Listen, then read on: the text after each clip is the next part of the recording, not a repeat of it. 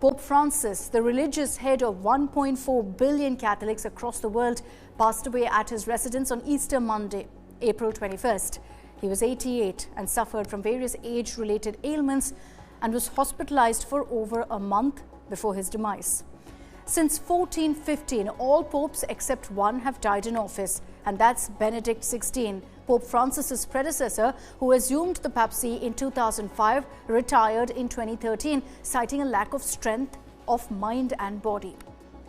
So the Pope is the Bishop of Rome and the visible head of the Catholic Church, which regards Jesus Christ as its invisible head. He's also known as the Supreme Pontiff, and his office is called the papacy. Now, the papacy oversees the Holy See, which is the central governing body of the Church, and the Vatican City, which enjoys formal diplomatic relations as well with other nations. Now, with the unfortunate death of Pope Francis, the Roman Catholic Church will begin elaborate rituals, some dating back to the Middle Ages, that mark the end of one papacy and lead to the start of the next. After the death of a pope, the Vatican enters the interregnum period, which is defined as the intervening period between two papacies. This is the time between the pope's death and the election of a new leader. And traditionally, the pope's death is verified by the Camerlengo, the cardinal, who serves as the church's treasurer. In this case, the Camerlengo is Irish-American Kevin Farrell, who was appointed to the role by Francis in February 2019. Farrell is the only top official in the church hierarchy to remain in post, with all others required to step down, resign following the demise of the Pope. The Camerlengo ceremoniously calls out the Pope's baptismal name thrice, pronounces him dead if no response is received. The practice of using a small silver hammer to tap the Pope's forehead after his death was ended after 1963. The ring of the fisherman, the Pope's signet ring bearing the seal of his papacy, is broken off to symbolize the end of his rule. The papal apartment is locked and sealed. The Camerlengo informs the College of Cardinals that the Pope is no more. Then the Novendial, or 9 days of mourning, follows. Pope Francis's open coffin has been laid out for veneration by the faithful. This is at the St. Peter's Basilica, putting an end to the display of papal bodies on a raised platform propped up by cushions as per tradition. Most popes are buried underneath St. Peter's Basilica, but in 2022, Pope Francis asked to be buried in Rome's St. Mary Major Basilica to be near his favorite icon of the Madonna. Now, with the passing or resignation of the Pope, in this case, the passing of Pope Francis, the period of a term called sede vacante begins, which translates to the seat is vacant, during which the rule of the Church falls to the College of Cardinals that I referred to earlier. Within 15 to 20 days, cardinals under the age of 80 arrive from all over the world to participate in the papal conclave, and a secret election process determines the successor. Under a system originating way back in the 13th century, these cardinals are locked inside the Sistine Chapel and completely cut off from the outside world. No phones, no internet, no newspapers. The Vatican police use electronic security apparatus to actually enforce these rules. Currently, there are 135 cardinal electors. 108 of them were appointed by Pope Francis. In India too, there are cardinals. 4 cardinals under the age of 80 are eligible to vote in a papal conclave.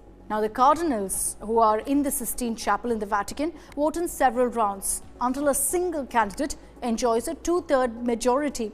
For each round of voting that does not yield a pope or a clear vote, black smoke is released from the chapel. White smoke signals the election of a new pope, so watch out for that. So when the conclave has chosen a pope and you see that white smoke, he's asked if he accepts and which name he wishes to take. If he declines, then you start from scratch. The process starts again. The new pope, once he accepts, dons white vestments that have been prepared in 3 sizes and sits on a throne in the Sistine Chapel to receive the other cardinals, who then pay homage and pledge obedience.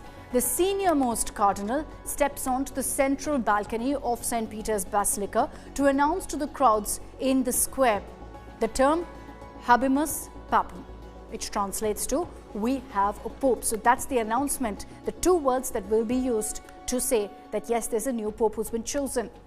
Then the new pope, who chooses a name that usually honors a saint or a predecessor, delivers his first address to the public from the balcony.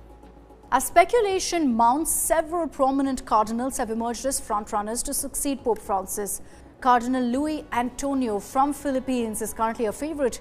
He is believed to be a strong contender to continue Francis's progressive agenda and is a trusted figure in Pope Francis's inner circle. Cardinal Pietro Parolin of Italy is one of the most experienced Vatican officials, also a frontrunner. He's been the Vatican's Secretary of State since 2013 and has been involved in important diplomatic affairs, including negotiations with China and Middle Eastern governments. At 76, Cardinal Peter Turkson of Ghana represents both continuity and change. Once the head of the dicastery of promoting integral human development, he's been outspoken on issues such as climate change, poverty, and social justice. For those in the church seeking a return to traditional doctrine, 72-year-old Cardinal Peter Erdo of Hungary is a strong contender. Erdo appeals to conservatives who feel Pope Francis's reforms were a bit too extreme and went too far. But his past controversial remarks on refugees and migration may complicate his candidacy.